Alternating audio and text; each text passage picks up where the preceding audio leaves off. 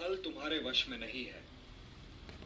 तुम्हारे अधिकार की सीमा इस विकल्प पर समाप्त हो जाती है कि तुम युद्ध करोगे या नहीं करोगे, किंतु युद्ध का परिणाम तुम्हारे हाथ में नहीं है।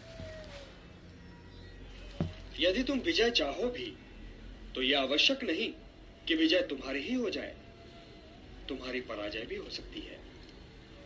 किंतु यदि तुम विजय से मोहित नहीं होगे तो पराजय से भी नहीं घबराओगे।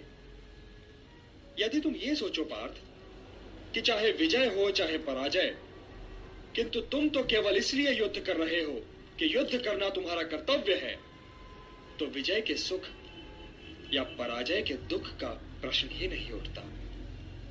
और जो न विजय से सुखी हो और न पराजय से दुखी, वही स्थित प्रज्ञ है। इसलिए हे पार्थ, कर्म के प्रतिफल की चेष्टा न करो। तुम तो केवल वही करो जो तुम्हारे वश में है, अर्थात अपने धर्म का पालन करो। यही कर्मयोग है पार्थ, यही कर्मयोग है। इस रहस्य को समझो पार्थ कि तुम्हारे पास तो केवल करने या ना करने का विकल्प है, किंतु कर्म के अंत पर मनुष्य के अधिकारों की सीमा समाप्त हो जाती है। कर्म का परिणाम मनुष्य के वश में नहीं है। तुम सर्वश्रेष्ठ धनुर्धर हो, परंतु यदि तुम्हारा आखेट तनिक भी इधर से उधर हो जाए तो तुम चूक जाओगे। तुम्हारा अधिकार तुम्हारे वाण संधान पर है, तुम्हारा अधिकार तुम्हारी दृष्टि पर है, परंतु उस मृग पर तुम्हारा कोई अधिकार नहीं जिसकी ओर तुम वाण चला रहे हो। हे धनंजय, सत्पुरुष कभी अपने अधिकारों की सीमा का उल्लंघन नहीं करते। अर्थात अपने कर्म में स्थिर रहो पार्थ, स्थिर रहो, क्योंकि कर्म की कुशलता का ही नाम योग है। और योग क्या है किशा? योग क्या है? वही तो बता रहा था पार्थ। योग कर्म का कौशल है, मोह का त्याग कर्म का कौशल है, मोह से मुक्त होकर अपने कर्तव्य का पालन करना कर्म का कौशल है, सफलता और असफलता दोनों ही में समान रहना कर्म का कौशल है।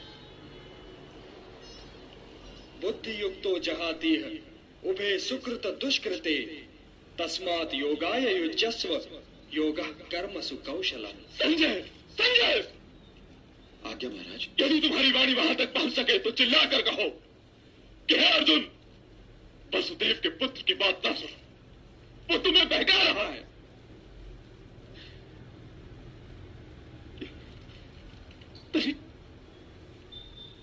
तनिक सोचो संजय, यही कृष्ण कल शांति दूत बनकर यहां आया था, और आज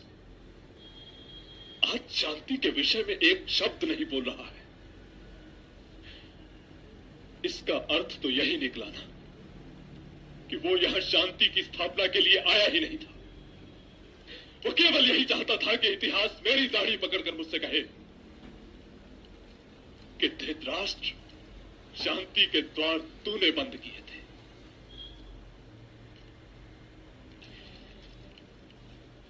देवकी का ये पुत्र कब का बैर निकाल रहा है संजय।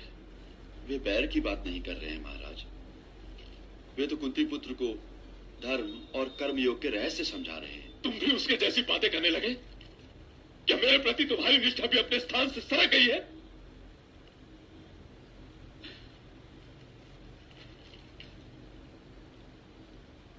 हे संजय, क्या तुम भी अपनी निष्ठा में स्थिर नहीं रहोगे?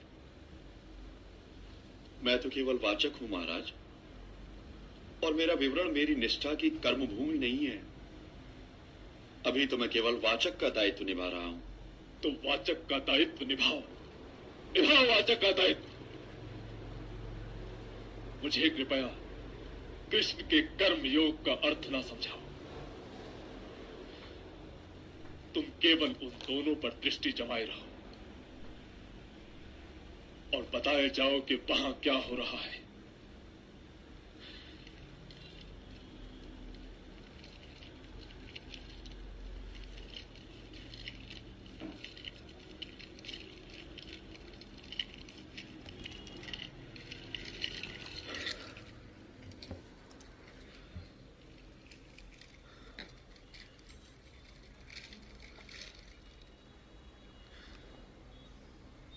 हे केशव, किंतु मैं मुनि या स्थित प्रज्ञ को पहचानूंगा कैसे?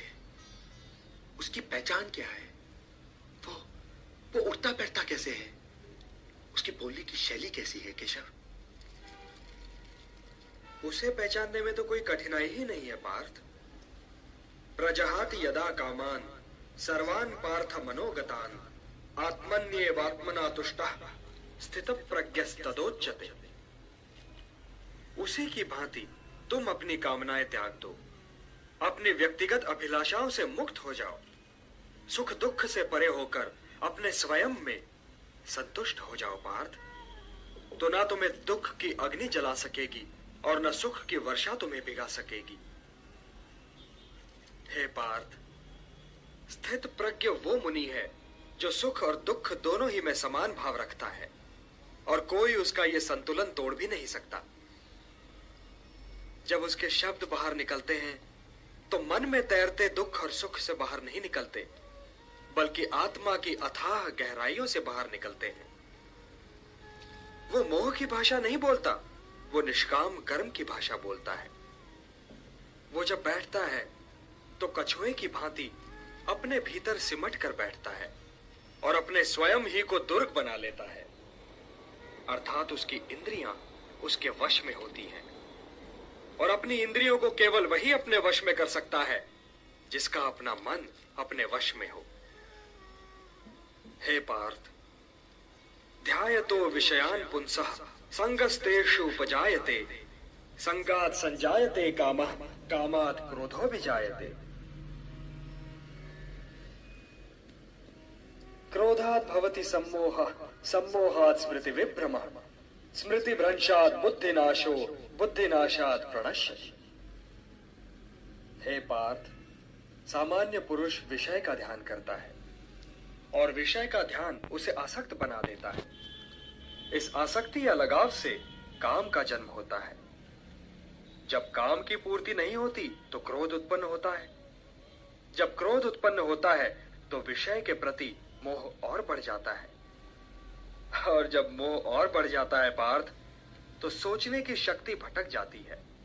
जब सोचने की शक्ति भटक जाती है तो बुद्धि का नाश होता है, और जब बुद्धि का नाश होता है तो मनुष्य का सर्वनाश हो जाता है। और हे कुंती पुत्र, तुम्हारा यह मोह तुम्हें बुद्धि के विनाश की ओर ले जा रहा है।